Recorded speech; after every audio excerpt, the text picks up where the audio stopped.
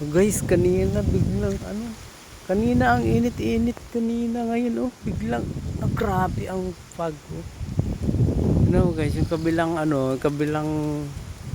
bukid di na halos makita dahil sa fog, ang lamig. Ayan.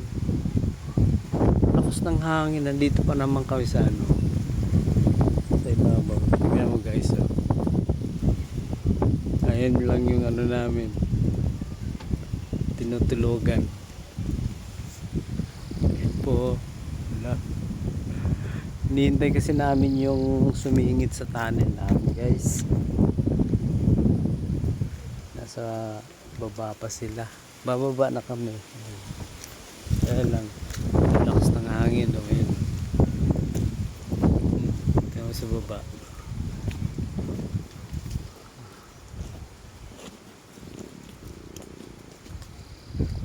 Pero sa baba, tingnan sa baba, mainit. Ayun mainit sa baba. Mainit po. Dito lang sa taas guys, ang lakas ng fog. Lakas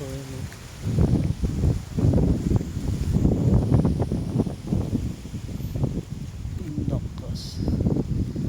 Bigla lang siya, mga nakaupo bigla na lumamig, kaya laki ng fog. Ang ginaw, grabe.